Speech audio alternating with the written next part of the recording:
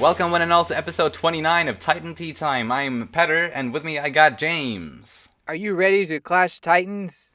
I'm so ready to clash some Titans, because that's what we're doing today, or this month, on the podcast. We're taking a look back at volumes 9 to 12, which is the Clash of the Titans arc, chapters 35 to 50, and quick spoiler warning for anyone who hasn't read the entire Attack on Titan manga, since this is a reread for both me and James, so we will be potentially talking about anything both before and after this arc. So there's your warning. Any opening thoughts or words you have before we get into talking about the story in this arc? Yeah, I think this kind of takes the series in a different direction. Mm-hmm. Begins to not as big as when the Marley arc hits, but this, you start to get a continue with the betrayal with Annie, but also, there's like a lot more Titans among humanity than anyone ever thought. Before, a few arcs ago, people didn't realize that people were Titans. Yeah. So I think this also brings in the idea that maybe humanity is not alone. Exactly. That there's something more. Yeah. Yeah, it's so yeah. It really introduces a lot of interesting things. Like for me, I think you also experienced this arc for the first time through the anime, right? I did. Correct. Right, yeah. So we both did that. And Mm-hmm. I remember for me, it was when I saw season 2, which covered this arc in the anime, that I really, really got into Attack on Titan. I did absolutely love the first season, absolutely. But it didn't compel me to start reading the manga after just the first season. But the second season, that's what got me into starting to read the manga. And it was really my gateway into manga as a whole. And I guess it's just like the complexity that this arc brings with the characters like Ymir and Reiner, Right. especially. It's just like a bunch of like complicated questions also about like who the enemy is and like those sorts of gray areas kind of, and where it just starts becoming really interesting. And I guess before we get into talking about more of the details, another thing I just really love about this arc is all of we get some human versus Titan action, basically, in a way that we hadn't really gotten before. And and in that sense, I mean humans that aren't equipped specifically for fighting Titans. Like they don't have ODM gear or anything like that. Like we had Sasha fighting the Titan when she was saving Kaya, for example.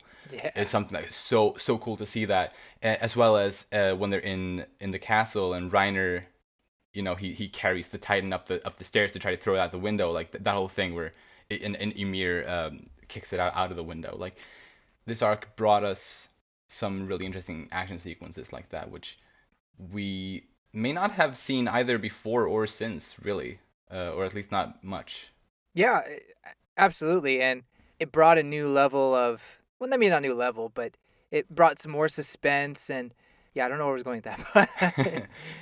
Yeah, no, Yes, for sure. I agree. It is definitely like a different type of suspense. Absolutely, I think just because, as I said, like these characters aren't specifically equipped for fighting Titans, yet they do it anyway, and it makes it really exciting.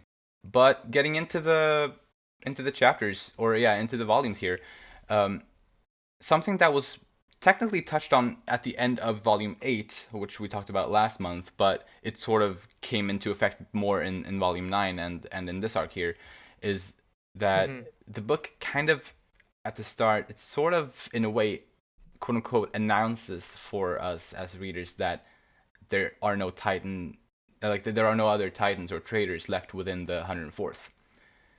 Early on, it sort of, quote unquote, establishes that, even though obviously it turns out not to be true later on. But I really enjoyed that fake out because it gives, I think, for someone who doesn't know what's coming, it gives a sense of relief, Right. But then of course it turns out not to be true at all. But it's something that I don't think I remembered that detail of that being there, but I enjoyed seeing it here now. Yeah, I totally had forgotten why they were sent, you know, kind of off duty to that area. Mm. And rereading it, it's like, oh yeah, they were suspecting that there may be a traitor within among that squad. Yeah. So yeah, it just adds being refreshed on that, it adds like another level of, like you said, putting the reader in a different direction. It's like, okay, well, I can't be there. Where is the real traitor? Like, where are they? It's like right in front of your faces. Yeah. I think it's just, for me, it was seeing that Connie's family and his village is destroyed. That was really sad Yeah. to see. Mm. And I guess just continuing on that, although I have more things to say before he gets to the village, but you see his mom there, and that kind of becomes Connie's, really his character, I guess, like, or his purpose, his goal is to get his mom back in somehow, Yeah. or at least like take care of her. So that just kind of drives him throughout the rest of the series, Hmm. in a way that I didn't really think it would, um, as we've covered in previous Titan Teatime episodes. Yeah.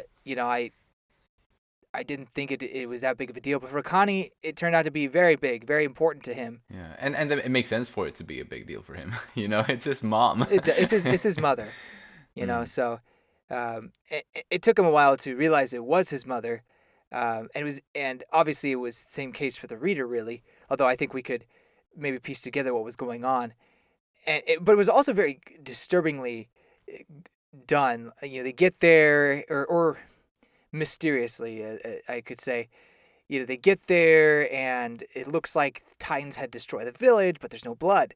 There's Yeah. no sign of actual death. Hmm. And they decide that, or they convince themselves that they were able to get away. But right before they head out, Connie faintly hears his mother Titan say, welcome home. Yeah. And it's like, what? Another pure Titan that can talk? Exactly. Which, by the way, last discussion, we mentioned that Ilse's Titan, the one that was talking to her, Yeah. was like the only pure Titan that could talk. Yeah. We Yeah. misspoke. Yeah. This is the other one. I was also reminded of that today when I reread this. I was like, oh, okay, yeah, we were definitely wrong last month. But these two were probably the only ones, right? Unless there's something else that we're missing right now. As far as I can remember, and Google, that is these are the only two. Yeah, cool. I do think so too. But I have no idea why, other than to give Connie the chills and Reiner a heart attack.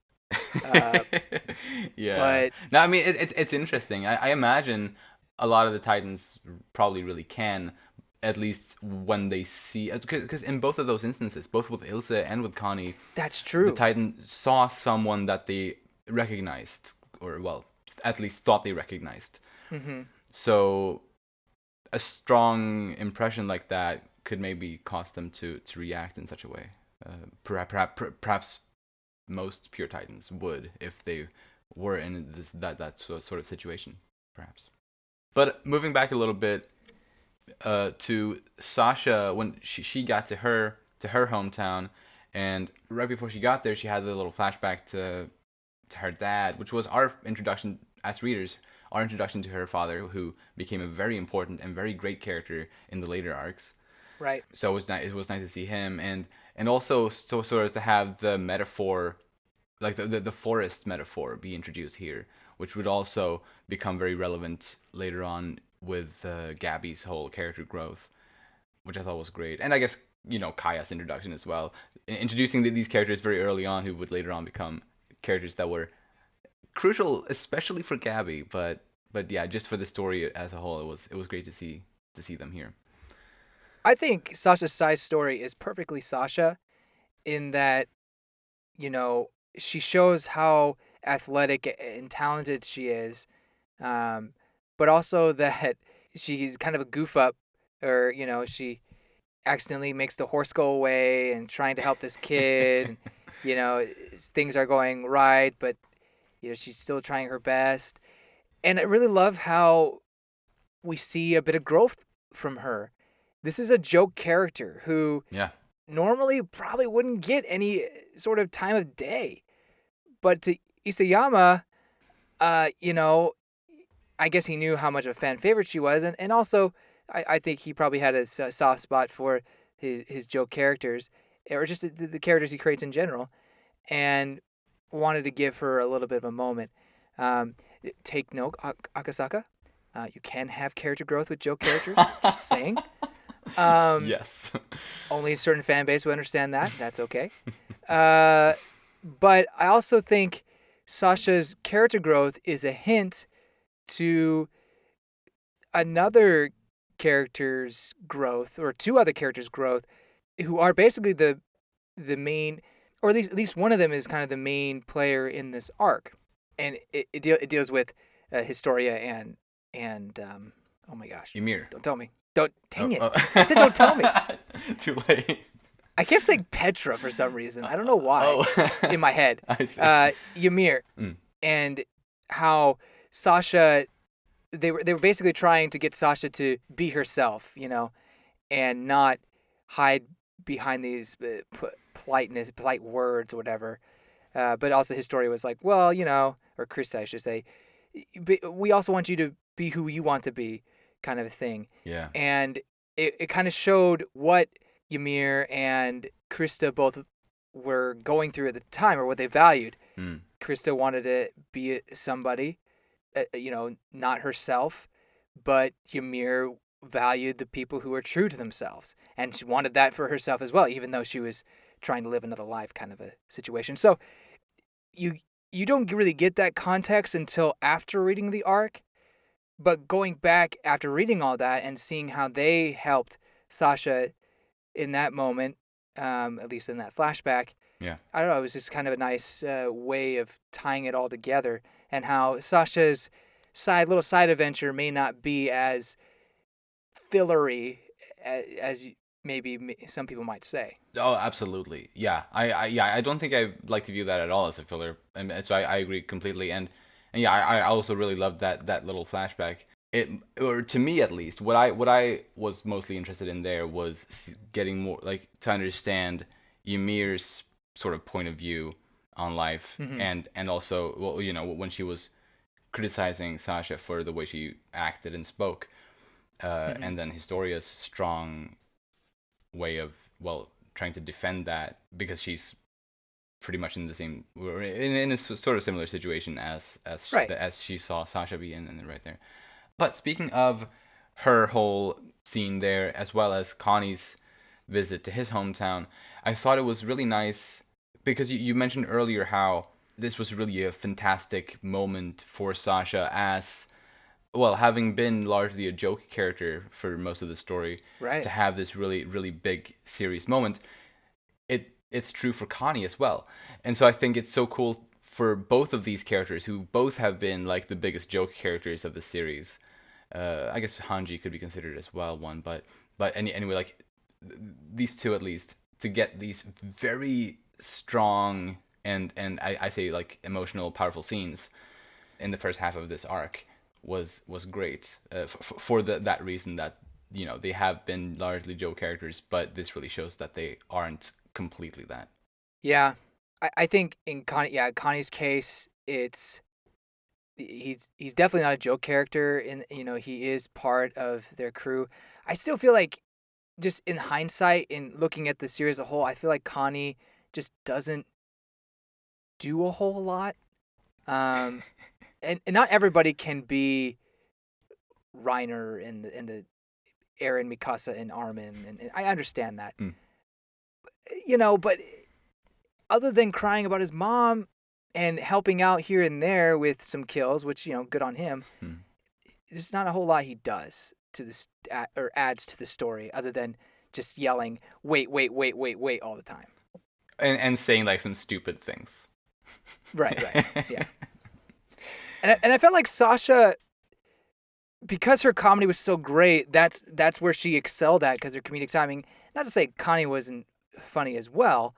He has some great facial expressions, but I do think that me personally, I value Sasha a little more as a character, and what Isayama did with her than I would with Connie. But I know that's my opinion. Fair. I think for me they're pretty equal overall. I think. Okay, and that's fair. I enjoy both of them for comedic purposes about the same, although in different ways. I think the comedy of the two characters are different. Like, Connie is this stupid guy who is aware of his stupidity, but still That's true. He is very aware. but he is stupid, and that does make him funny. Uh-huh. We got Sasha, who is funny, I guess, with her food hungry humor thing is like a constant, like a pretty consistent thing, and it's funny. But then they both also have these more serious things, like yeah, both visiting their home villages and getting some things in this arc, and also later we had Sasha's death, and we had Connie struggling with what to do, like what's right and what's wrong in regards to his mother, and like what to do there. So Mm-hmm. they both really have that as well. For me, they're very equal, both in terms of comedy and in terms of more serious things. But yeah. Yeah. Anyway, I won't go. I could go on, but I won't. Just Right. because, just because I do want to move on, and it's just a minor It is thing. true. So You're right. You're right. going back even further, Hmm. I just want to talk about someone's death that I forgot that he died so early in this arc, and it's Mike. Hmm. This is where the Beast Titan is introduced. And this, first time seeing anything with hair, and I don't know, just that moment with Mike and how he dies after basically killing all the Titans around him before the Beast Titan just kind of walks in. Um, it's really quite disturbing, I feel like, Yeah. and just the Beast Titan in general. Seeing that thing for the first time, it kind of gives you the heebie-jeebies. Totally. Not so much later on in the series, but when you first see it, it's like, what in the heck? Yeah, on And so it's many levels. talking. Right. Yeah, Mm-hmm. it's talking and it's furry. Like, Mm-hmm. on so many ways, it's just like such a new weird thing. So yeah. Right. Yeah, and then how Mike gets, just the way he gets eaten is pretty sad. Yeah. But Definitely. anyway. Yeah. Completely. And he was the second strongest soldier. Right. That Yeah. humanity had right after Levi. And for him, he was supposedly not an Ackerman. We don't know that he was, so we can assume he wasn't. Mm-hmm. And so that's just all the more respect to that man for being such a Right. so strong. At least supposed to. We never really got to see him, or at least not much, in combat. Right. I mean, he killed 5, I think, of those Titans that came, that Zeke summoned there, that came with. Mm-hmm. So that's cool, but we didn't get to see it. It would have been fun to see a little bit more action with the second strongest soldier of humanity. True. But True. oh well. Aaron asked Pastor Nick, how could anything be more important than keeping humanity from being wiped out? Which I thought was kind of funny considering what he does later on in the story. But Right. well, although to be fair, I suppose for him, humanity is the people within the walls, and that is what he was protecting even later in the story. So I suppose it still makes sense. It just sounds funny when he says it that way. Mm-hmm. Absolutely. So I guess technically he is true to his morals, comparing this moment to later on. But yeah. I guess speaking of that same scene, when Aaron is asked if he can seal the hole, it just feels like, again, the weight of the world is put on his shoulders. Mm-hmm. It's not the first time in the series, but that's a awfully big thing to ask a kid who is just awakening his power, has no idea if he can do such a thing. I guess if Annie can do it, maybe he can, but there's no guarantee. Yeah. You do feel kind of bad for him, and you just wonder, if you were in his shoes, how overwhelmed would you feel at that moment? Right. But Aaron, being the fighter, persevering, never goes down, even though he gets beat up. Yeah. Kind of kid he is. He says, "Yeah, I'll do it." Grits his teeth and somehow will get it done. Yeah. But yeah, I think Aaron's always been like that. Absolutely. I think it reminded me of when they were planning when they were making the plan to seal the hole in Trost District.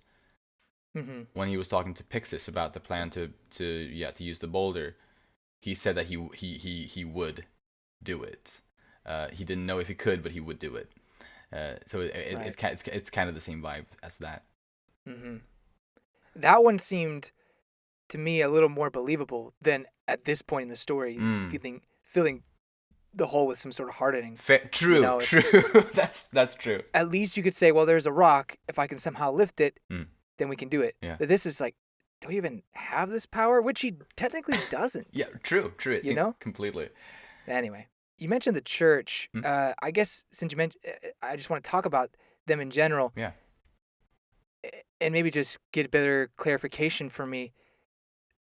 The church worked hand in hand with the Rice family, or at least the true royal family. Is that what I'm to understand? I think And so. for some reason they were entrusted with the truth of the walls. Yeah, for some reason. Because if I recall from Kenny's flashbacks later on in the story, Uh huh. because he obviously he was close to Yuri Rice, who was Yeah. the founding titan before Frida, and Mm-hmm. in some of the flashbacks there, if I recall, they're at like some. It looks like there's like some kind of church assemblies where Yuri is speaking in front of some people, and I'm thinking maybe that is perhaps some higher up church people, Wallists. Although I guess I don't know why they would like share that information with a religion in that kind of way. Actually, I haven't really thought much about this, so I don't really know. I'm guessing that it was the religion was started in order to keep the walls up, obviously, and when it had to have been started by the royal family, Hmm. um, in that sense. Right.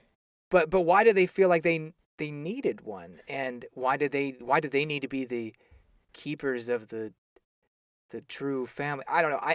I've never understood why the church needed to be a thing, other than somehow they needed to find out the truth behind the walls.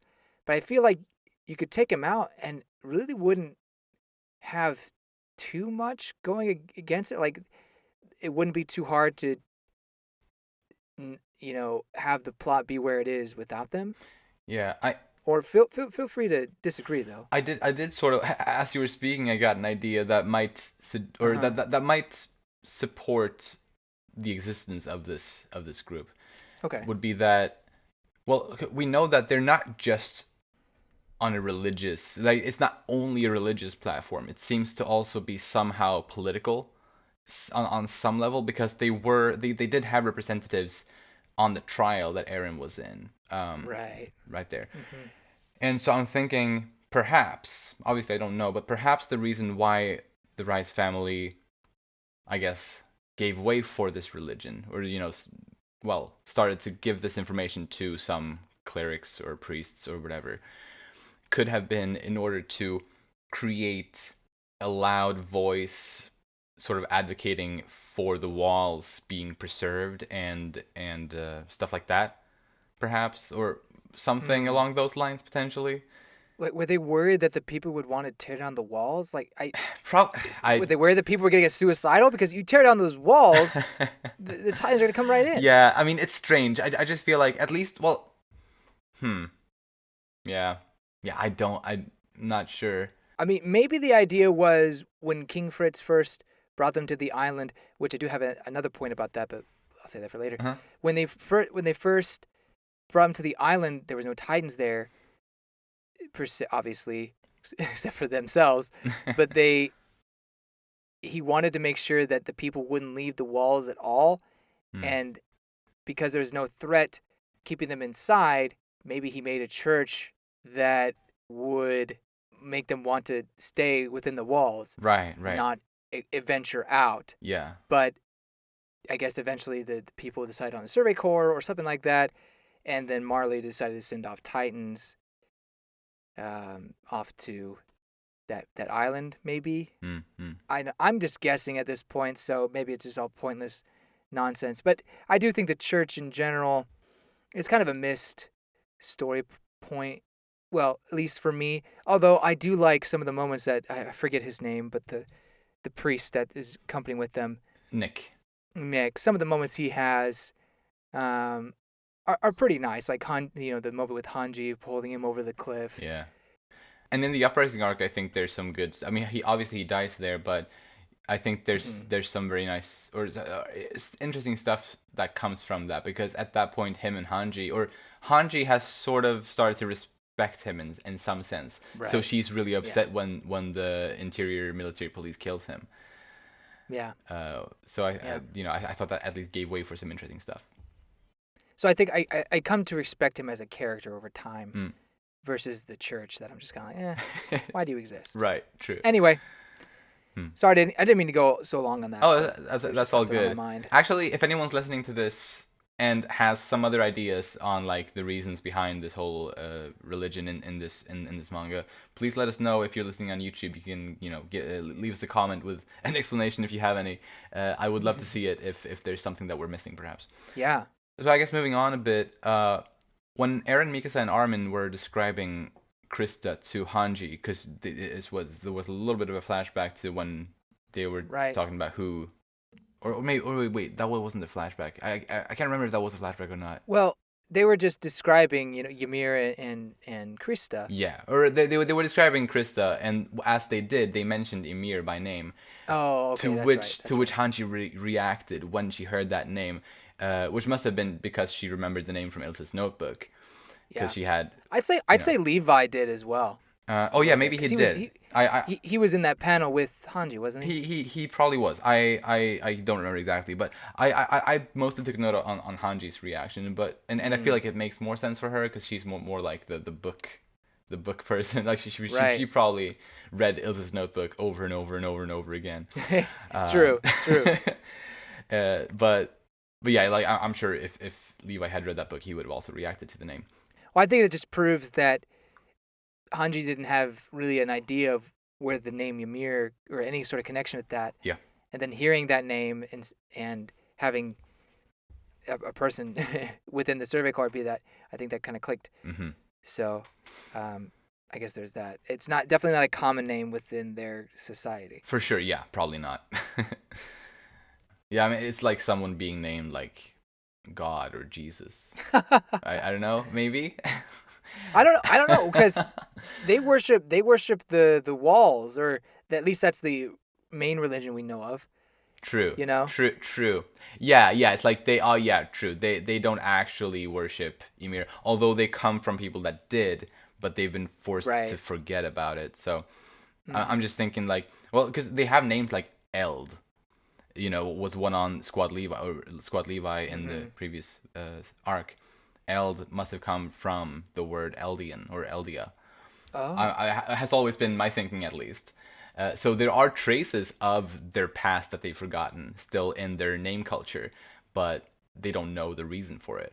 At least that's how I see that. Mm-hmm. But anyway. Going back to when Connie sees his mom, but it's more from the Reiner and Bertolt side. Reiner kind of consoles him, and Bertolt just gives him a look like, "Bruh, what are you doing?" Like, yeah. Mm-hmm. At the time, you're probably not thinking that, or maybe you're just like, "What is his deal?" Yeah. But with understanding the story, he's obviously just like, "Why are you sympathizing with him?" Mm-hmm. Yeah, kind of a thing. And I love all of Bertolt's glares, and like all of his looks. He gives a lot. He's been doing it since pretty much the beginning of the manga, like the Trost arc. Ever since then, there's been these little things. He's been standing in the background or on the side of some panel or like various things like that, and he's been giving those sorts of looks in different instances. And yeah, I don't think most people would really pick up on them as a suspicious thing necessarily, but it's definitely fun to see them when you know absolutely who he is. I mean, they look so sus. Yeah, like they really do. They do. And so it's so amazing that the reveal fools so many people. Yeah. Or it comes like a shock. Uh-huh. Because you look at it, it's like they are just totally suspicious, like totally, yeah. Just the looks they're given. But I think it was just a great job by Isayama, because he makes him suspicious, but he throws in some other moments where you think, oh, okay, well maybe they can't be Mm-hmm. the traitors because they don't know about Ymir, or they, Yeah. you know, didn't know this and whatnot. But anyway, Yeah. Yeah. I still feel like Reiner plays it off less suspiciously, although that's yes, probably also because he sort of even fools himself with his I condition, think that's true. you know. So I guess it comes easier for him because of that. But yeah, it's the because when he tries to sort of console Connie there, uh, he puts his hand on his shoulder and he looks genuinely upset, Right. and like sad for him, and Mm-hmm. I think that's probably real feelings that he feels right there. Mm-hmm. I agree. I agree. And he picks up that can that was in the castle. He's like, "This is canned food." Yeah. Like A+ acting, Reiner. Like, Yeah. Oscar. Actually, let's talk about that a little bit, Sure. because that confuses me a little. Okay, or my interpretation of it has always been that it implies, although it's not really for us until later to really understand it, but it basically implies that it wasn't just hooligans that were living at Utgard Castle. It was actually like Zeke and Peak and maybe a couple other Eldians that were infiltrating Mm. at the time, like the ones that Okay. put the gas in Connie's village to make all of them into Titans. They were That's what they were hiding. that was their Oh. hideout, has always been my interpretation of Oh, that, and that's okay. why there Mm. was something there that Ymir could read because she came from Marley. But Right, what right, right, right. confuses me is that Reiner couldn't read it, or Well, he was acting. he Like okay, so he was okay, yeah. So that was my other idea. that's why I said like that's why he's A+ acting. In that case, Because he yes. says this is canned food or what it is, and so that's why when Ymir is all like, "Oh, it's tuna" or whatever she said, I forget what she calls it, but Mm, it's food, yeah, and he's like, "How did you know it was food?" Like he yeah, totally played that card on her, and I, exactly. I think part of it is him fooling her, but at the same time he's playing the part, like he's in his role Mm, at that moment, but also subconsciously aware that this person, is uh, from Marley. yeah, right, yeah, Um, because you can see in his face that he knows something's up with her, so right. that much is clear. But at the same time, yeah, you're right. It must have been just some very good acting because it was in fact so good that I didn't really I wasn't really sure if it was. But yeah, you're right. It must have been. It's the only explanation to really make that work. But Yeah. but yeah, regardless, I feel like it must have been Zeke and Peak and the guys that turned Ragako Village into Titans that were there, and that's why there's Yeah. canned food from Marley there. I didn't even think about that. All right. I just didn't think it is possible. But you're right. That's like the most likely possibility Hmm. why that food would be there. Uh, Allow me to explain what I was thinking just for the fun of it. Yes, yes, please. Because the castle itself and why it's there kind of puzzles me because Hmm. within 100 years, I don't. How would you have a castle be built and then run over with hooligans? You Well, a know, lot can happen in 100 years. yeah, but it just doesn't seem. It doesn't seem like that kind of architecture is similar to what they have being built within the walls. You know what I mean? Fair, Like, fair. I just don't think it adds up in that case. So I wonder when King Fritz came with his people, maybe there was another group of people that was on that island, Hmm. and either it was abandoned or they decided to say, "We're claiming this out of for world peace. Kill you all, Hey, and maybe. and then take the land. It don't trust us. Trust us. World peace." And maybe that's what happened. Yeah. And that's what I was thinking. Maybe that's why there was food left over. But Ah. canned food, especially in what would be their time, Hmm. probably would not last 100 years. So Right. unless Ymir got incredibly sick after eating that, um, yeah, it makes hearing your explanation makes much more sense. It must have been Zeke and even maybe even Peak who were there, Hmm. um, and the other people just some of the rations that they left over. Yeah. Yeah. And actually, this is also something. Well, in general, this is what I've been thinking. At least since we knew about that Zeke was there and like knew who he was. This has been my idea Mm-hmm. about that. But something that I sort of got was added to that thought of mine today when I reread this was that there was a flashback in the early on in the War for Parody arc. If I recall, there was a flashback to the moment when Ragako villages turn into Titans. Yeah. At the start of one of the chapters, and we see some people from Marley with gas masks. And I used to be confused, like, why are these Marleyans wearing gas masks for this if they're Marleyans and they can't turn into Titans? But obviously it's because they're Eldians who are sent there, because why would they send Marleyans to do the dirty work when they can just send Eldians? So obviously they're Eldians, and obviously that's why they're wearing gas masks. Should be a no-brainer. And so those people must have went with Zeke and probably Peak, and that's where they all were hiding out. So yeah, pretty nice. But speaking of Utgard Castle, and this is something I mentioned a long time ago on Teatime, probably in like one of the first 3 or 4 episodes, I think. Wow. But I felt. Forgive me for forgetting. But not about Zeke and Peak being there. Wasn't what I mentioned there. But what I'm about to say is something that I think I mentioned like in like the first 3 or 4 episodes that we ever did. Is that Utgard Castle is named after Utgard from Norse mythology. Literally something. It's a place called Utgard, and it's the fortress in Jotunheim, which is the realm of the giants in Norse mythology.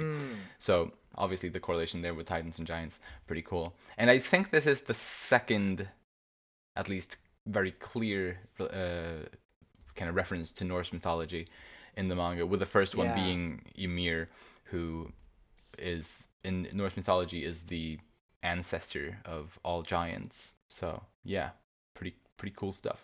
Yeah, it makes me think that maybe the Eldian people had already taken over this island a long time ago and had built the castle, and then just when King Fritz had decided to, move all the people to the island, they just, took over the land of whatever Eldian, I guess, faction had been over there, and maybe that's why it was. Yeah. I mean, I guess we don't know if Utgard Castle was the name when it was first built, fair, or if that's just something, if that's what they did. But anyway, I don't know why I keep going on. No, I think that makes a lot of sense, though, considering that we know that the Eldian Empire spread far and wide. So for them to have occupied that little island is not at all a stretch, I think. So surely that would have been Eldian territory at the time. Yeah. And, even if there lived, because there might have already been living Eldians on the island, and they just joined up with King Fritz and everybody else when they got there. So it could have been a pretty natural thing, perhaps. Not that anyone would remember anyway. Nah. But yeah. Except those darn Japanese. Right. And the Ackermans? And the Ackermans. And the Ackermans. Yep. Our discussion has mostly been Volume 9. Yeah. And actually, so far. I realized that I mostly took notes for the first 2 volumes when I read through these. I think it's because some of the later volumes have so much more action. But yeah, that does not mean that they were any less great. No, of course. Let me tell you, Volume 11 is pretty awesome. It is, in my opinion. Yes. Anyway. Actually, I think on that topic, I'm just going to say I think my favorite out of these 4 volumes is probably Volume 10. Volume 10? It's the one that has the Reiner Bertel reveal. Yeah, that's a good... And Ymir's reveal as well. That's true. Yeah, all those reveals in one volume. That's pretty big. Yeah. I really like 11 for the action and just like the what happens after that reveal. Yeah. Oh yeah. I really like it for that. And then 12 has one of my favorite chapters of all time in it. So it's hard. It's hard for me to choose. I'm so indecisive. It's such a great arc, just in general. Yeah, it is a really good arc. One that I did not appreciate as much when I watched it for the first time. I kind of have a different reaction with you. Not that I hated it or anything like that, and it was great, but I wanted more. Like I felt I got more out of the first season, which is I don't think is true. I think you get much more in this arc in some cases. But at the time, I had been waiting for so long. We finally get season 2, and it's only like 12 or so episodes, I think it Yeah, was. yeah, it is. And I just like I felt gypped. It was like, no, don't leave me. And actually, let me ask you, maybe another reason that you weren't perhaps as fond of it, at least at the time, could it have been perhaps that it didn't have quite as much focus on the main trio? And I know because I know Um, you're a big fan of those three characters specifically, right. and this one didn't really have. Obviously, they were there, but not as much as they Hmm. were in the first season. I think you know what? I think a part of it may have been that. Although, and that chapter that I adored, I think it kind of ends off that season. So Yeah. having it in there when I finally get what I guess if I finally get what I want, and then it ends there. It's like, no, wait, come back. Um, And it's also really funny because, as obviously, I uh-huh. assume you were when you watched season 2 the first time. I assume you were an Eren Mikasa shipper, Oh, dude, and I was an Aaron Mikasa ship for like the first 3 episodes. right, Like, right. So then to have that, because you finally get like arguably the best moment for their ship, yes, right there, yes, and then it's over. I feel you. yeah. You know, I mean, that's what drives a man to go read the manga. 'Cause do they ever kiss? The answer to that is yes, but not in the way you think. Um, Yeah. so, but having reread this volume, one, I have a greater appreciation for the other characters and their growths Mm. and reveals, obviously. But also, I feel like not so much Armin, but Eren and Mikasa had more to do in the volume than I remember. Mm. That I think some people fail to get credit for, especially Mikasa. Mm. Um, but we'll get to that later on. I have other things I want to bring up Yes. before that. Right. Yeah. Yeah. Let's get back into the story. At least we might not have, I guess, as much for the latter Yeah. half, but there definitely are a couple of things. For me, and actually, this is probably the last thing I actually have noted for like the story stuff, and it's that conversation between Reiner, Bertold, and Ymir in the forest or at the edge of the forest, Oh, okay. and like how basically for a first time reader or watcher of the anime, a lot of Hmm. it just does not make sense.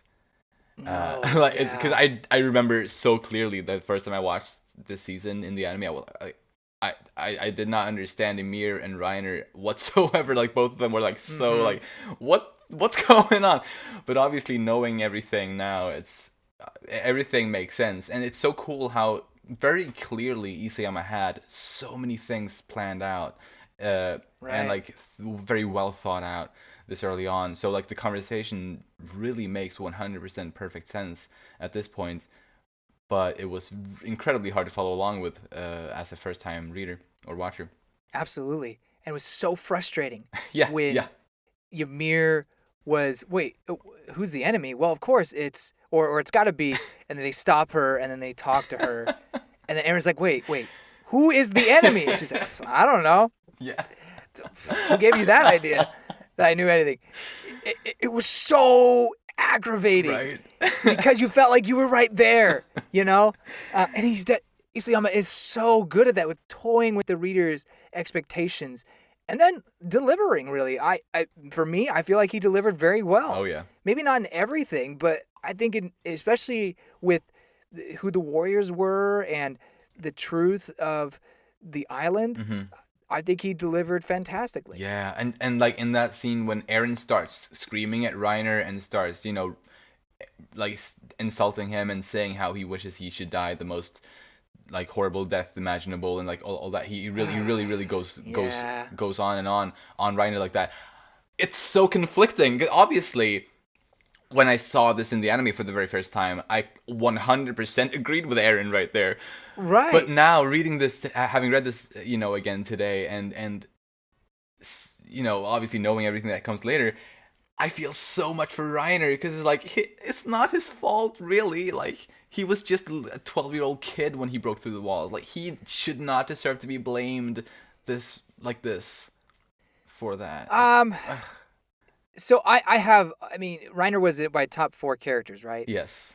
So I feel very much for Reiner, but I do think, you know, his actions do justify some of the consequence, Right. and Fair. I think he does deserve a lot of the blame.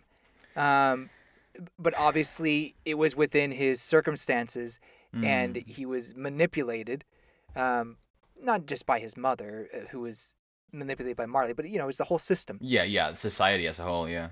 society as a whole. But I do agree with you in that I felt for Aaron. I had those same feelings, but looking back, I think Aaron, when he looks back on this, is like, oh man, I was such a fool. I had no idea what was going on. Yeah. You know, I feel that when Aaron gets to Marley and he is experiencing basically the same thing that Reiner is, he has this empathy or the sympathize, whatever the correct word is. Yeah, yeah. Uh, he has that feelings. So it's so interesting to see Aaron go from I want to kill Reiner to basically we're the same, you Right. know. And Mm-hmm. I mean, if you're in my way, I'll make you get out of my way. But he's still. It became more of a I understand your situation kind of a moment. Yeah, yeah. So fascinating how Isian was able to do that just so well. And I hope people, you know, when they look back, I hope they see this Yeah. because it's really special what he was able to do. Completely. Absolutely. And Absolutely. that's why this is just one other reason that I think this is a masterpiece. A masterpiece in just being able to flow a lot of plot points and complicated characters together where it's not just good guys, bad guys. It's Hmm. real people dealing with a lot of gray conflicts. Yeah. I think it is. Yeah. I know everyone don't think that, but I think that. This is a masterpiece. Right. And yeah, everyone's entitled to their own opinions, but Yeah. you know, I honestly I think of some of the books that they make you read. I don't know if it's the same as Sweden, but America, Hmm. when you're growing up, they make you read some books. And some of those books are just too pretentious or just not I don't think they're very well written. But they're claimed to be, you know, the greatest books of literature ever. Yeah.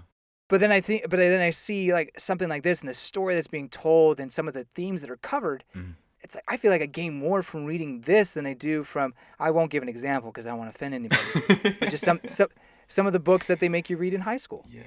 Oh my god. That's just my opinion. Imagine like 50 years from now, school kids reading Attack on Titan in the school. That would be amazing. It would be amazing, and I mean, granted, you know, there's some questionable, you know, things in terms of graphic violence, so maybe that's hard pill for some people to swallow. But I don't know. I read Catch 22. There was some pretty graphic stuff in. Oh dang it! I said something. Anyway. The only thing I remember from Catch 22 was when there's a guy who says that another guy has a fly in his eye, but that he can't see it because he has a fly in his eye. And he's like, but I can't see it. Oh, but obviously that's because you got a fly in your eye. And it's just this really weird It's just, scene. yeah. I laughed my ass off, if I recall, but it was just so absurd. Anyway. There's a lot of absurd things that happen in that. Going back a little bit to when they're in the tower, Reiner doing beast things. I remember being impressed with Reiner at that time. I was like, oh wow, this guy is like a go-getter. Or not a go-getter, but he's like a real shield. Yeah. You know, he really protects everybody. Yeah. I like him for that. Oh yeah. And then I like how much the jokes that he was part of. I guess it was mostly to do with Historia or Krista. You know how she rips off her skirt and puts it on him, and he's like, I will marry her. You know. Yeah. Which I'm still kind of like confused by all that. Like I guess he was into her, but then Ymir like calls him gay, and I don't know. It's really confusing. Yeah, I had actually forgotten about her comment when he comes into the room there and she says that he doesn't look like a guy who would be into girls. And to which he responds, sure, if I recall. He says, sure, and then he continues. Which makes me think that either he's bisexual or he's just brushing off her comment, like, not really minding it. I think it may be a joshing thing, but I don't know. I don't know. I can't say for sure. But I don't think he's ever shown really like those love affections or those romantic feelings for anybody of the same sex. And I guess some people would argue Bertolt, but I don't. I don't think so. I don't think there ever really was any clear indication other than Krista for him or Historia for him. Obviously, in the fandom, there's a lot of like Reiner Bertolt shippers and Reiner Aaron shippers. No, that's a bad ship. So much fan art you can find. They have a lot in common, but no, not as a couple. I'm sorry. It would be a very destructive relationship. It would be. But I continuing on with joking, I just think about the bandage that she put on him or the sling, and I just wonder, maybe did he? I wonder if he kept that. I wonder if he just put it in a pocket, like as he was transforming, just like put it in his pocket, and he just sniffs it. Yes. When he gets lonely. Yeah, and that's how we remember her scent. The scent, and that's why when he sniffed the letter, he was like, "Oh, it smells just like." It smells just like the piece of her skirt that I've had for 4 years. Oh no. I'm sorry. Let's pretend I didn't say that. I love it. Hey, I'm in a very small minority in actually enjoying that sniffing letter part. You very much are. I mean, I don't mind it. I legitimately liked that. Yeah, I thought it was pretty funny. I thought it was really in his character. Anyway, yes. Reiner said that their goal was to wipe out all of humanity. But wasn't their goal always to bring the Coordinate Titan, the Founding Titan? Yeah, but so did he just say that as just because he didn't need to go into specifics? Either that, or they were thinking that, I guess, like if it came down to it, that's what they would have to do to narrow down to the person, whoever it was, or something. Oh, okay. Perhaps. And maybe that would just get the Coordinate Titan to come out of hiding. Right. I mean, that was the reason why they broke through the wall in Trost District, was to try to lure somebody out, if I recall. As I think it's explained in the flashbacks in the Marley arc. Okay, makes sense. And yeah, I mean that reveal of Bert and Reiner. Oh yes. Is one of the most nonchalant reveals, but then he goes 0 to 100 real quick. Oh yeah. Once Mikasa realizes what's going on, and she goes for the head, at least tries to, although has a spot of sympathy. Right, exactly. Which is nice to see from her. Like, I mean, I'm not saying she's unsympathetic, but she is a killer. Like, she is a good killer. So to see that hesitation from her was nice. I think a lot of people judge her as a stone cold killer, but she is a person that has or cares about people, especially people she considers are her comrades, her friends. Yeah. Then if you get into the family, you're really good. But yeah, so it was interesting to see that come up again. That was another thing I had forgotten about Mikasa, is how, I guess, sympathetic she can be. Yeah. Is anybody else a Titan? Is anybody else want to say they're a Titan? Because 4 people, 5 people from the same survey, the same like recruits, are actually Titans. Anybody else? 5? Okay, Bertolt, Reiner, Yamir, Aaron, and then Annie. Oh, Annie. Well, for some reason I forgot about Annie. Sorry. Yeah. All turn out to be Titans. That is, yeah. Anybody else? Within just a couple days, really. Yeah. Or at least, I guess Aaron. I don't know how much time passed between there, but yeah. In a short amount of time, 5 people from the same group, all of whom were in the top 10 of the That's true too. Of their grade. Worst new recruit squad ever. Yeah. Or best. I guess it depends. Yeah. Or actually, sorry. Let me correct myself. Ymir was not in the top 10. Oh, you're right. You're right. But yes. Yeah. So I don't know if at the time I thought it, or maybe I did, but definitely now reading it's just so funny that they're all here in one place. Yeah. I think I did think about it at the time, although obviously I also didn't know that these sorts of Titan shifters were that scarce. You know that there only are 9, or Right. well, technically there's less than 9 since Eren has 2 of them. Hmm.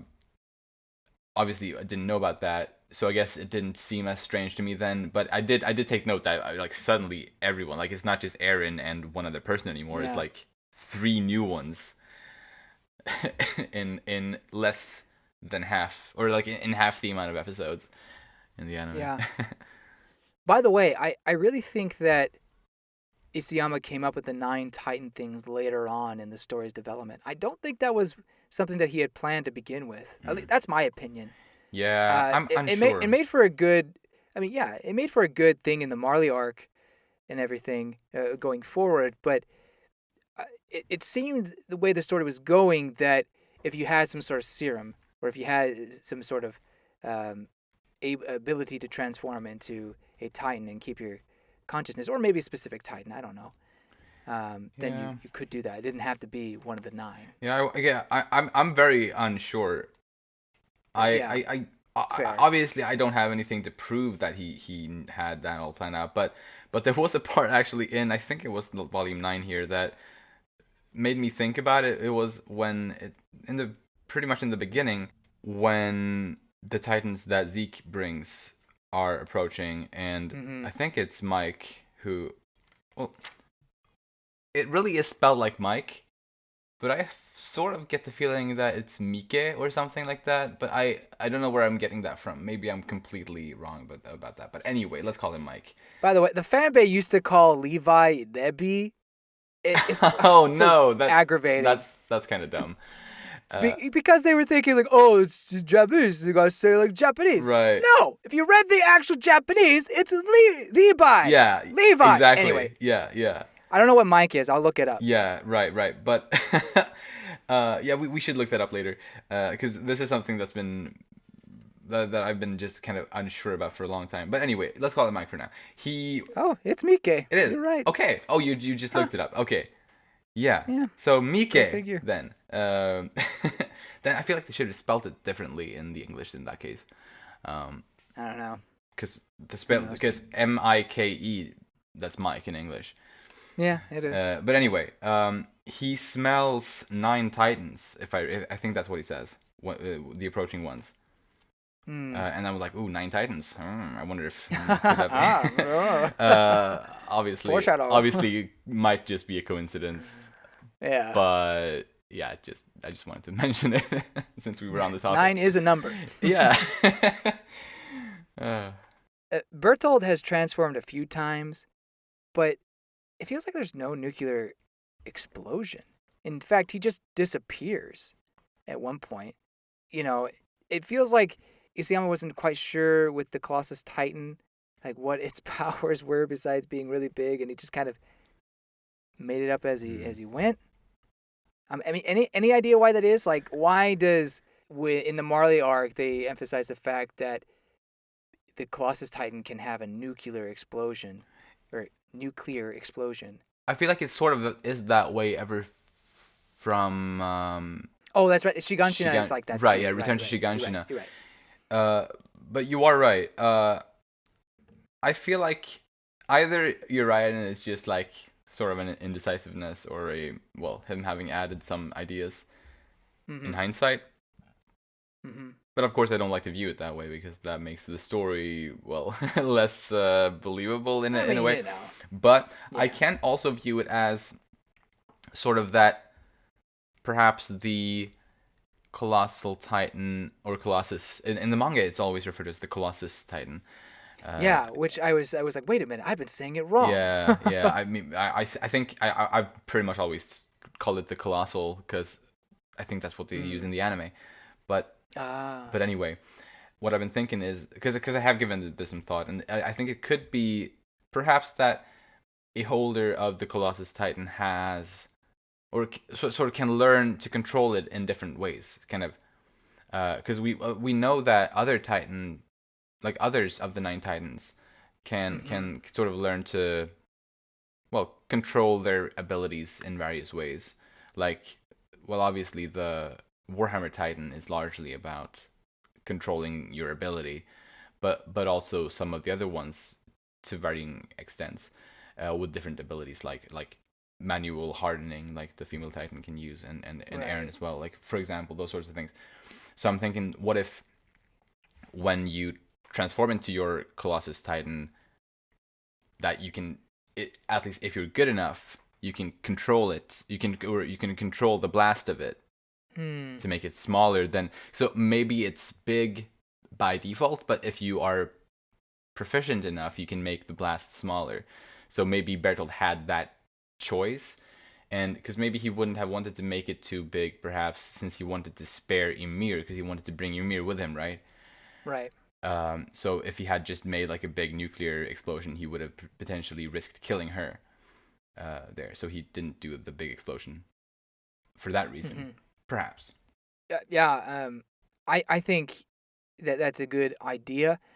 Well, and not one that I would say is wrong, really, but I just think about Armin, and Mm. he had years with the Colossal Titan, so surely he'd be able to eventually control it, right? But then why was it such an issue that, oh, if I use the Colossal Titan, everything will blow up? Like, couldn't Yeah, he control that explosion? maybe he never learned to. I think that's possible. Maybe.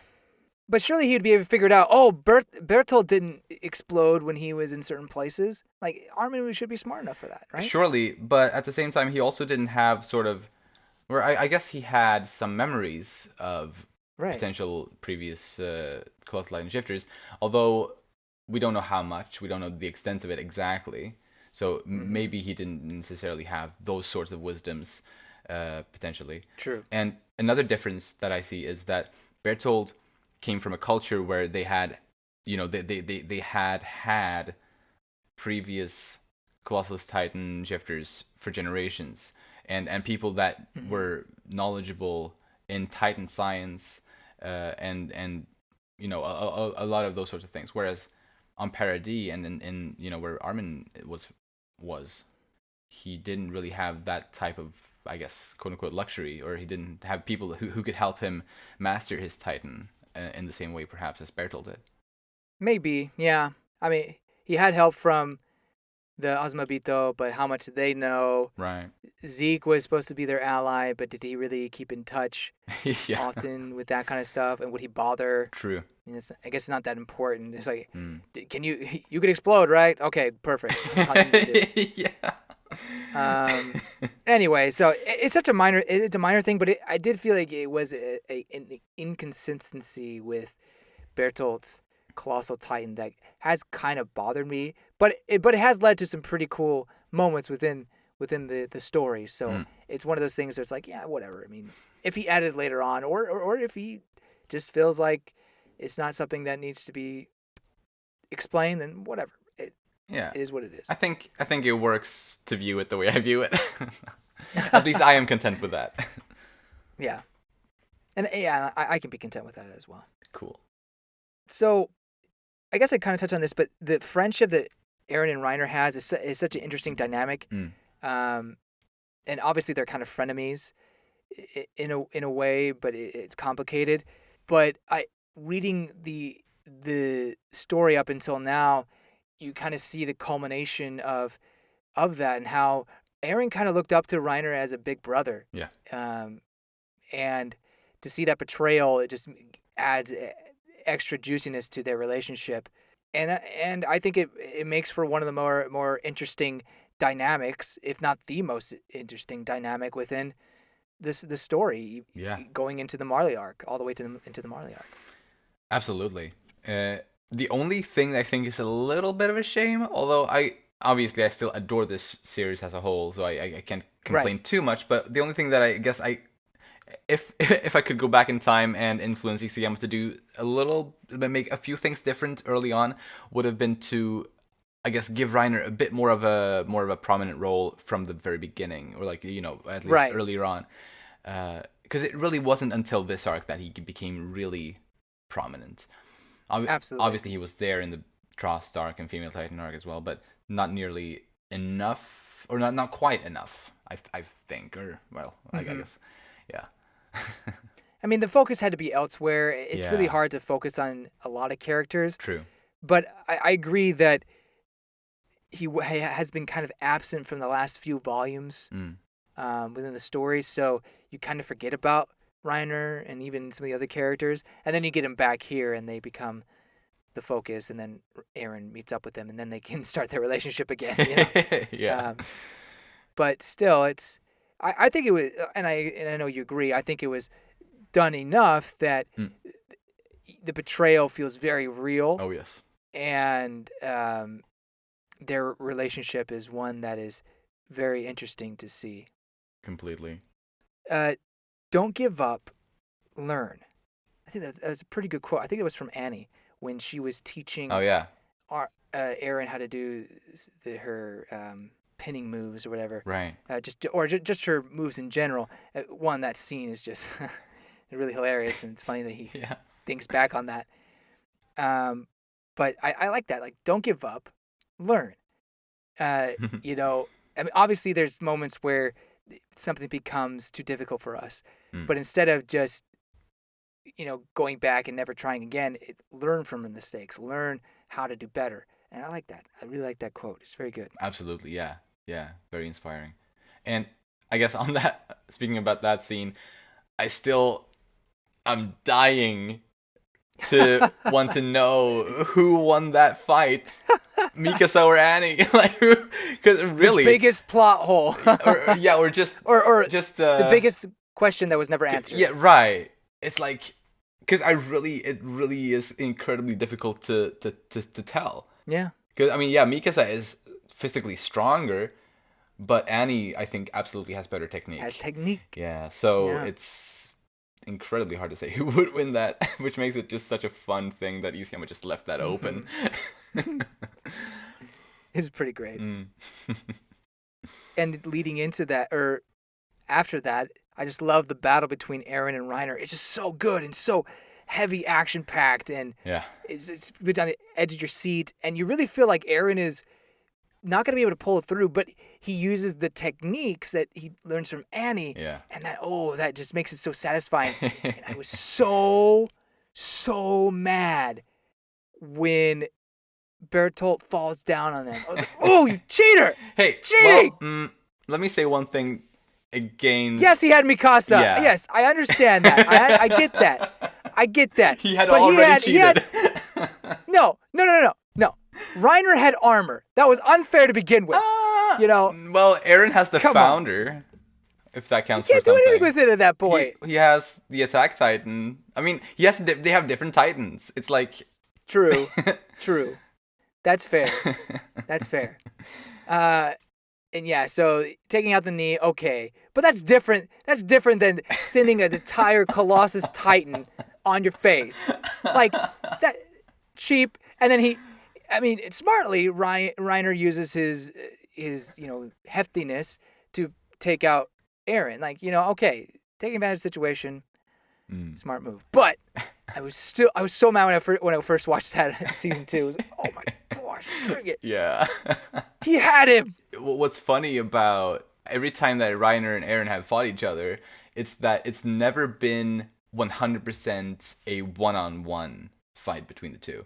True. There's always been, in one way or another, interference from other, like, one of them have had backup in some way, or like some various things like that.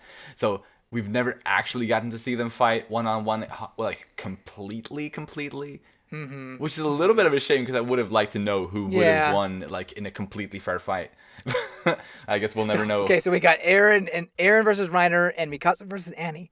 We'll never know. Right, exactly. Yes, dude. Both of those I would have loved to know. Yeah. Then after that battle, and they take Eren away, you just really feel for Mikasa there. She's just so distraught, and she puts the scarf. Well, she pulls a scarf out, by the way, which I think people forget. Like, oh, she's always wearing that scarf. It's so grody. It's like, well, she doesn't wear it all the time. She just has it on her. Yeah.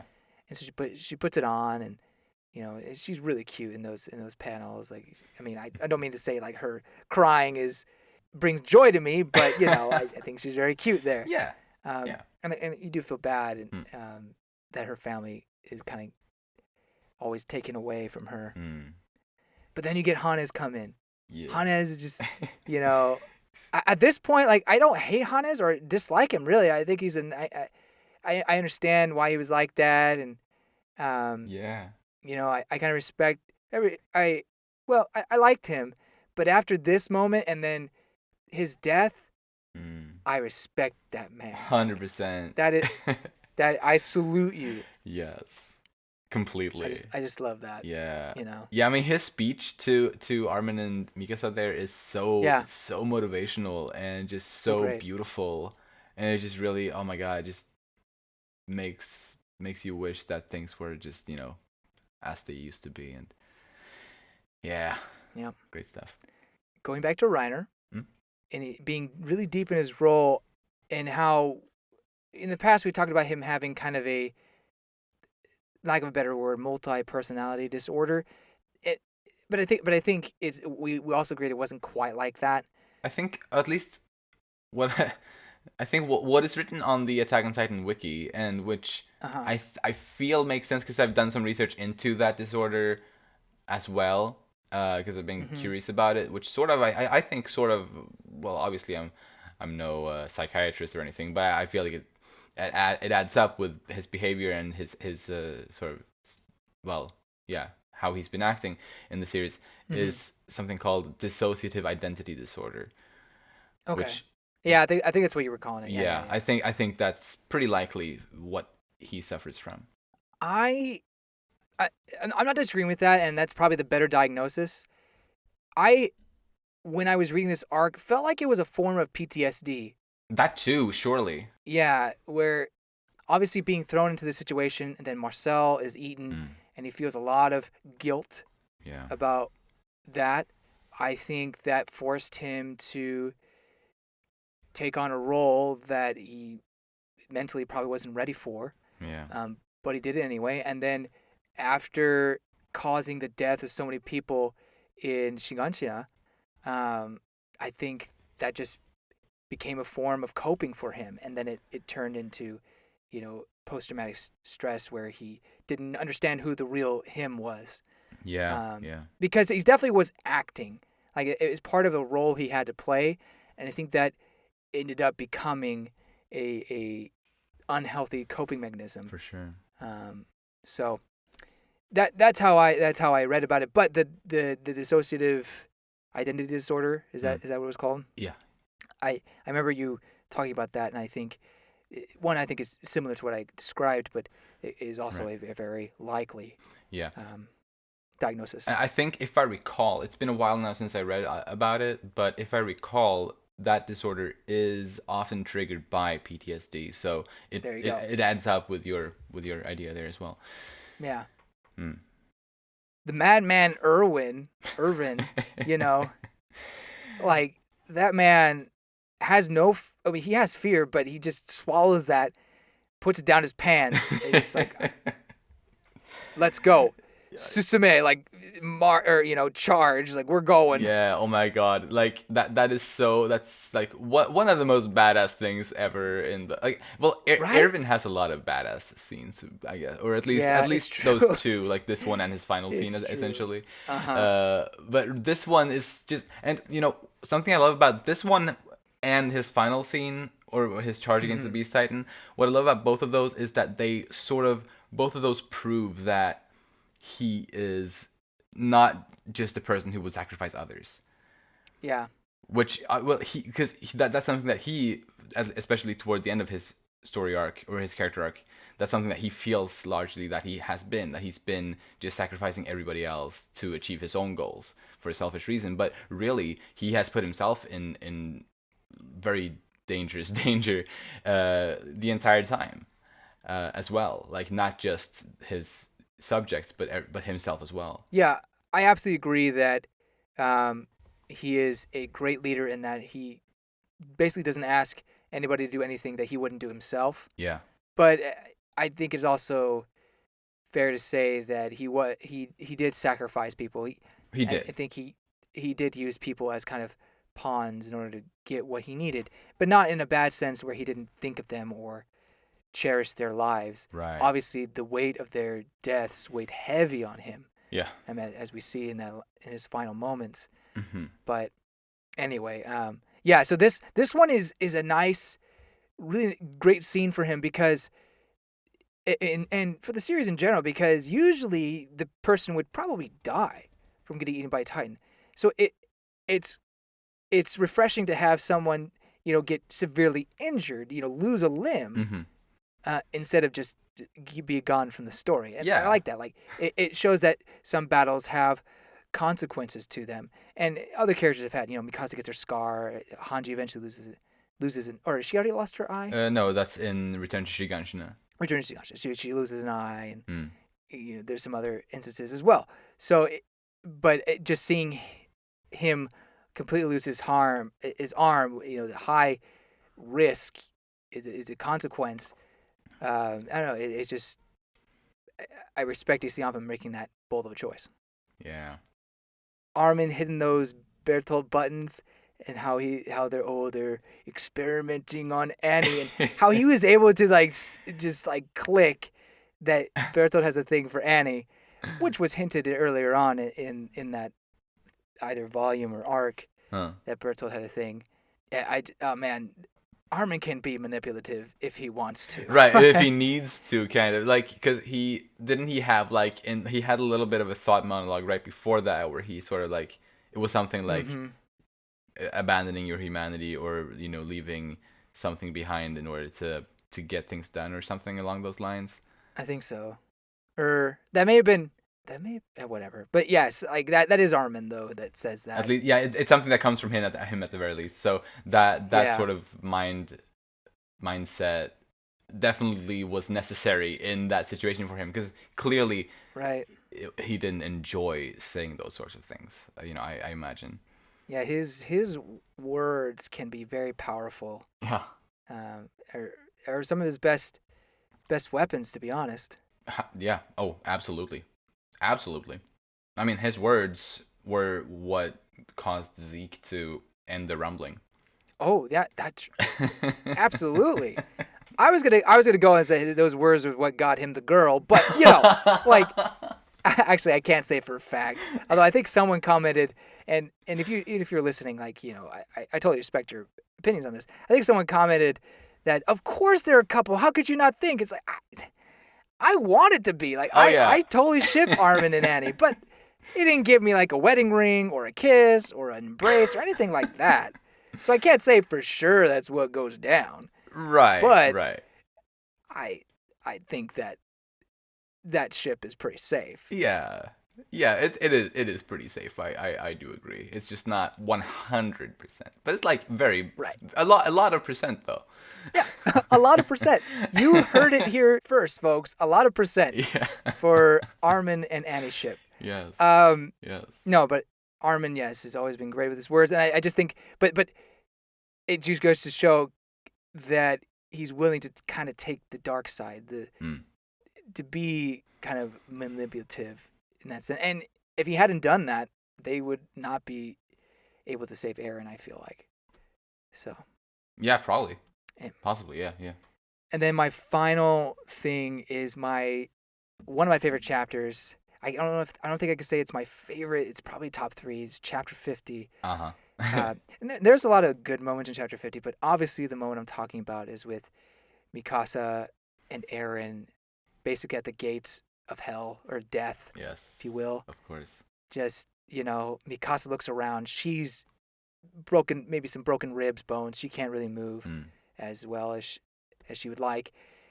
She realizes that the situation is bleak, and she's basically about to kiss this man, kiss the boy that she's in love with, although she's refuses to admit it. Yeah. But it was it's also just a powerful moment in writing for me, because I don't know, it's just tears just kind of well up, just thinking about that moment and just how precious they are, but death is just right there in front of them, and at the same time, or just right before a potential kiss, instead of giving up, Eren just stands up and says, "No, I will wrap that scarf around you again and again and again. Hmm. Oh, it's so strong, so Yeah. powerful. Yeah. It Um, is. I don't know if he can really say he agreed to that promise. Some people say he's a bird and he's able to do that. That's another thing. But I I don't know. I just love that one. Eren stayed true to the character he was. He didn't give up even when Mikasa gave up. He kept kept moving forward and promised to basically protect her. Hmm. But also to just that kind of special moment that they shared, um, that it really strengthened my ship, with for them, and led to an incredible power for Eren. A lot of the times, it's kind of moments like that are Deus Ex Machina. It's convenient that it happens, and it's pretty convenient. But I think this power specifically added a new layer to the story in that, Oh oh yes. my gosh, Eren has this power, this new power that could potentially be very useful. Right. Um, and imply that he has the founding titan, and everyone who understands what that means is freaking out about it. Yeah, right. So it's really not just there just as a means to solve the situation at hand. It's really Mm-hmm. there for a much bigger purpose than that. Right. And like the entire next arc is largely about the founding titan specifically. So Yeah. it's really well done. Plus, obviously, the whole thing that we learn later about this titan being Dinah Fritz, who is of royal blood. So it really all of it makes sense. Yeah. All of it makes sense. But that's another layer to it. That was the titan that killed mom, that Carla. Yeah, yeah. And oh gosh, it just and Hannes dies. Mm. I just love this chapter so much, Yeah. and I'm so mad that it took me so many years to get to this, but I'm glad I eventually got it. Because we had to wait for the anime. Yeah, yeah. Oh yeah, Um, dude. Mm. oh gosh, love it. Ah, definitely one of my favorite moments. Yeah, I completely understand that. I mean, knowing how big of a Aaron Mikasa shipper you are, obviously I understand that. But I also agree, it is fantastic. I think so as well. Yeah. Maybe not for exactly all the same reasons that you think, but I absolutely love it. And it is beautiful. Mm-hmm. I mean, I agree with everything you said. I absolutely do. And this arc as a whole is easily in my top 3, at least. Yeah, Mm. yeah. Yeah, it's probably my third favorite arc in Attack on Titan for me. I think this read through has given me a lot more respect for this arc, Mm? that I don't think I quite had all together when I first watched it. You know, Right, right. um, yeah. So I love it, and yeah, I think when picking my favorite arcs, I think we have that in a future episode. It's good. It's gonna be hard not to put this in the top 4 or 3. Nice. Yeah, yeah. Then I guess to finish off, I have one last question for you that it has. I'm gonna try to ask at the end of each of these arc discussions. Yeah, yeah. Which character had your favorite character journey throughout these books, and like trying to only focus and look on these at the specific part of the story. Right. Absolutely. You know, it's hard because I'd say that second place is a close Reiner. Hmm. Um, I love what goes there, but I worry that some of my opinion on that is because what happens in the Marley arc, and just my feelings for that. It's hard for me to separate that. Fair. Uh, but at the same time, I do think he does enough in this arc to warrant, potentially being that character. But Hmm. I really got to give it to Ymir. Yeah. Ymir is a character that I really don't like. Well, okay, I take that back. I don't despise her. I don't dislike her. I just like her, but she's not one of my favorite characters.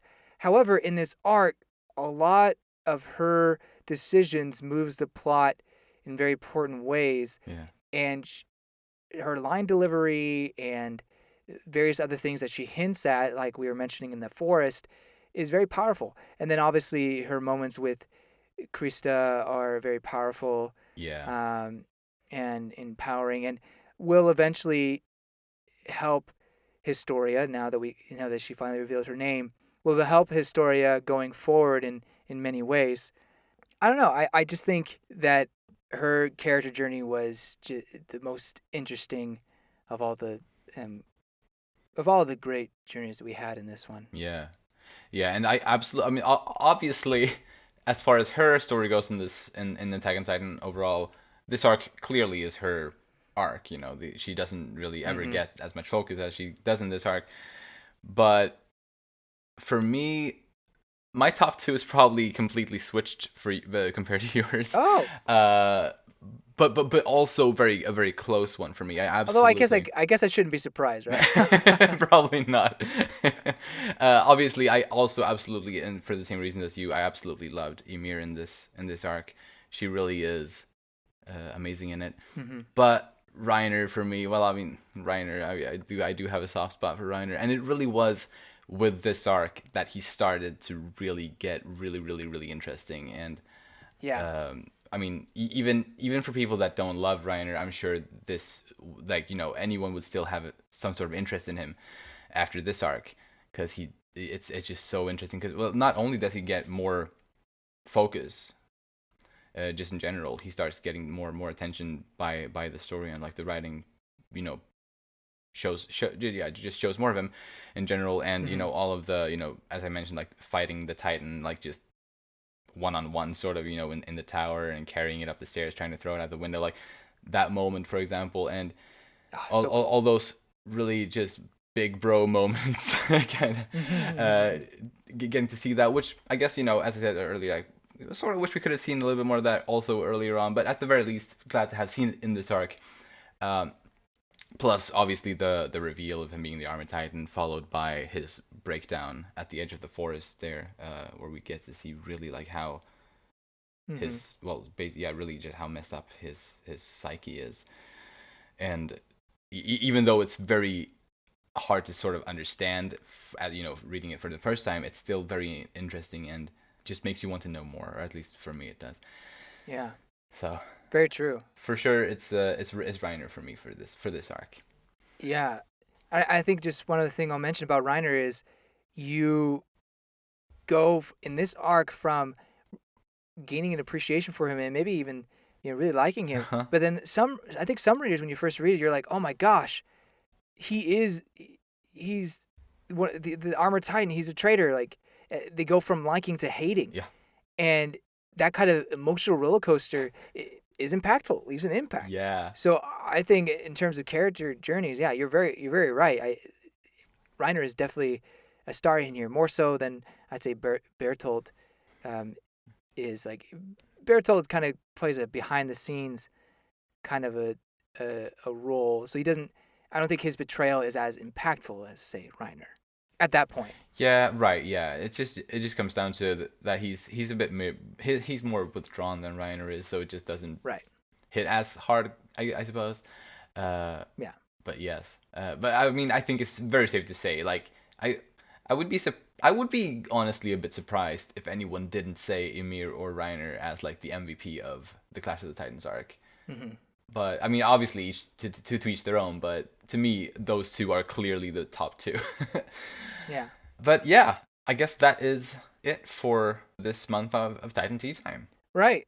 Sorry, I realized I talked a lot. I It's had fine. more notes on it than I thought I did.